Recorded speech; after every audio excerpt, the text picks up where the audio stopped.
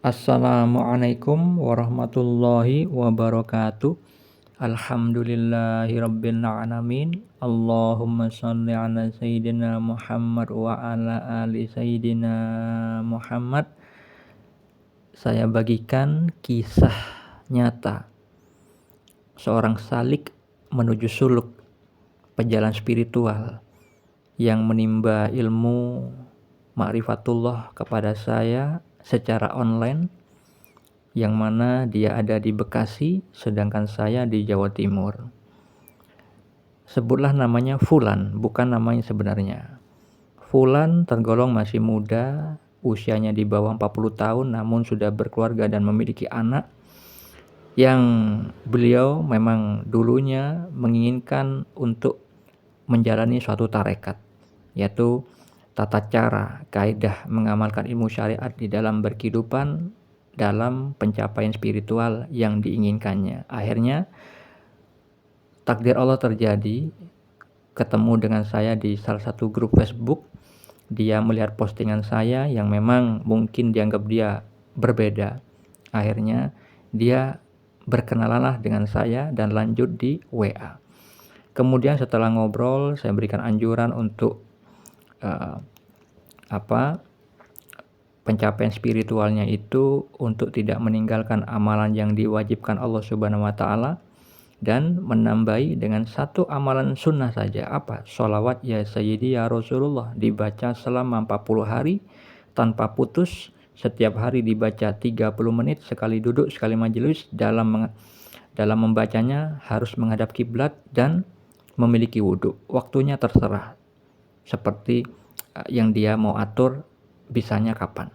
Akhirnya dia melakukan hal itu selama berminggu-minggu, ya, pendapat pemberitaan melalui mimpi yang sudah banyak saya kisahkan di channel ini.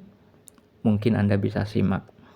Namun yang sekarang saya ceritakan ini terkait dengan konfirmasi dari Allah tentang benarnya yang saya ajarkan kepada dirinya. Jadi Allah itu memberikan konfirmasi bahwa yang saya ajarkan itu benar, mengandung ilmu hakikat. Jadi Fulan bukan nama yang sebenarnya. Ketika saya telepon via WA, saya berikan anjuran di dalam perjalanan mujahadahnya. Saya memberikan masukan untuk tidak lagi membaca postingan-postingan orang lain di grup Facebook, karena saya ketahui banyak orang di sana menuliskan postingan tentang kesesatan, pemahaman yang salah tentang ma'rifatullah. Seringkali saya temukan pemahaman makrifat yang ada di Facebook itu justru tidak mengenalkan Allah, tetapi mengenalkan kepada iblis. Keluar dari syariat Islam, banyak merasa menjadi Tuhan sehingga tidak perlu lagi sholat. Itu yang seringkali disampaikan di grup Facebook. Ketika saya memberikan peringatan seperti itu kepada Fulan, dan saya juga mengatakan yang kamu pelajari itu cukup dari saya, karena kamu sudah memimpikan bahwa kamu bersama seorang pembimbing yang benar. Dia sudah mimpi atas diri saya. Dan ketika saya memberikan anjuran seperti itu untuk tidak lagi melihat postingan orang lain di Facebook karena itu bisa menyesatkan dia, tapi yang dia perlu pelajari berulang-ulang adalah materi yang seringkali saya sampaikan di WA. Dan dia pun sudah ngeprint tanpa saya minta, tanpa saya suruh. Dia print sampai 100 lembar. Saya juga kaget. Nah, setelah saya anjurkan seperti itu, lalu Fulan ini menceritakan kejadian mimpi yang dialaminya, bahwa nasihat saya yang barusan itu ternyata ada di dalam mimpinya. Saya baru tahu. Maka dia bercerita, ketika di dalam kehidupan nyatanya saat bekerja di kantor, Fulan itu tidak sengaja membaca renungan di Facebook. Di HP-nya dia membaca renungan itu sampai menangis. Saya tidak tahu isinya apa. Tentunya pasti ilmu syariat. Lalu setelah membaca renungan tersebut, Malamnya dia bermimpi. Fulan itu bermimpi sedang membaca renungan di Facebook seperti kejadian nyatanya di kehidupan nyata yang dia kerjakan di kantornya. Jadi mimpinya itu sama, membaca renungan di Facebook. Seperti yang Fulan lakukan di kehidupan nyatanya. Tiba-tiba ada suara saya di mimpi itu.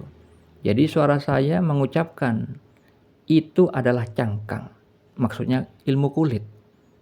Kemudian kalimat berikutnya, isinya ada di saya. Kemudian muncullah wajah saya di depan Fulan. Jadi maksud mimpi itu adalah Fulan diberitahu oleh Allah, diwakili dengan adanya suara saya sebagai pembimbingnya mengatakan bahwa yang dia lihat di Facebook itu, itulah ilmu cangkang, ilmu kulit, ilmu luar. Sedangkan isinya, ilmu hakikat, itu ada di saya. Saya mengajarkan, saya sudah mengajarkan kepada dia. Sehingga muncullah wajah saya. Nah, itu mimpi yang dalami Fulan. Ketika setelah saya di dalam kehidupan nyata memberikan anjuran untuk tidak lagi membaca postingan orang-orang di Facebook karena itu banyak menyesatkan, kecuali seringkali mengulang-ulang bacaan dari saya, karena semua tema yang saya sampaikan kepada dirinya sudah saya sertakan penjabarannya, disertai dengan ilmu syariat, disertai dengan hujjah, landasan hukum yang bersumber dari Al-Quran dan As-Sunnah, dan juga disertai dengan contohnya di dalam berkehidupan. Sudah komplit. Makanya ketika dia melihat postingan orang lain yang mana itu seringkali melontarkan kesesatan, maka Allah memberikan peringatan melalui mimpinya bahwa apa yang saya ajarkan itu sudah inti dari ilmu yang ingin dia cari. Lalu buat apa lagi melihat ilmu kulit? Nah, itu inti dari mimpi yang dalami Fulan yang Allah beritahukan kepada dirinya.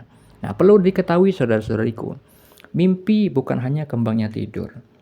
Allah bisa jadi memberikan petunjuk kepada hamba-hambanya yang dikehendaki melalui mimpi. Karena mimpi banyak sekali dalil atau keterangan yang menjelaskan tentang mimpi itu adalah bagian dari syariat Islam, baik itu di dalam Al-Quran dan As-Sunnah. Seperti halnya Allah Subhanahu wa Ta'ala berfirman tentang Nabi Yusuf alaihissalam yang diberikan sebagian pengajaran, sebagian ilmu takwil mimpi terdapat di dalam surat Yusuf ayat 6, ayat 21 dan ayat 101.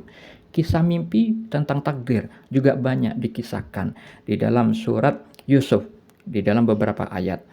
Di dalam surah As-Saffat ayat 102, mimpi yang dialami Nabi Ibrahim alaihissalam terkait dengan sejarah hari raya Idul Adha. Mimpi yang dialami Nabi Muhammad terdapat di dalam surah Al-Fat dan juga surah Al-Anfal. Di dalam Sahih Al-Bukhari juga banyak kisah mimpi yang dikisahkan. Mimpi yang dialami Nabi Muhammad tentang diberitahukannya tentang makom spiritual Umar bin Al-Khattab radhiyallahu anhu dan beberapa orang diperlihatkan melalui mimpi. Begitu juga yang dialami Fulan. Jadi secara tidak langsung, Fulan diberitahukan tentang keadaan spiritual saya oleh Allah. Dari sudut pandang Allah, saya telah mengajarkan ajaran yang benar, tidak melanggar syariat. Jadi, apa yang saya ajarkan kepada Fulan telah terkonfirmasi secara tidak langsung melalui mimpi tersebut. Supaya apa? Fulan meyakini bahwa tidak perlu lagi menoleh ke yang lain. Gitu loh. Karena apa? Allah sudah meridhoi dia berilmu kepada saya. Mimpi yang lain, dia melihat saya ceramah di Masjid Istiqlal. Sebesar itu. Maksudnya bukan Masjid Istiqlal, gambarannya sebesar Masjid Istiqlal. Jadi mimpi yang dialami saya berceramah pada suatu tempat yang megah sebesar Masjid Istiqlal. Lalu di mimpi itu dia memanggil saya, memanggil dia, memanggil namanya, kemudian dia menoleh. Akhirnya saya berubah menjadi berpakaian putih, serba putih pokoknya, itu kata dia. Lalu wajah saya berubah jadi muda. Jadi intinya seperti itu. Jadi banyak sekali pemberitahuan tentang saya kepada diri si Fulan ini, dan juga akhirnya di mimpi yang lain dia mendapat konfirmasi bahwa dia telah ma'rifat kepada Allah, mengenal Allah. Dan kemudian dia mendapatkan jas bagus yang dia pakai berwarna abu-abu namun masih dalam perjalanan, masih perlu dituntun. Seperti itu saudara-saudariku, pemberitahuan spiritual melalui mimpi. Semoga bermanfaat. Assalamualaikum warahmatullahi wabarakatuh.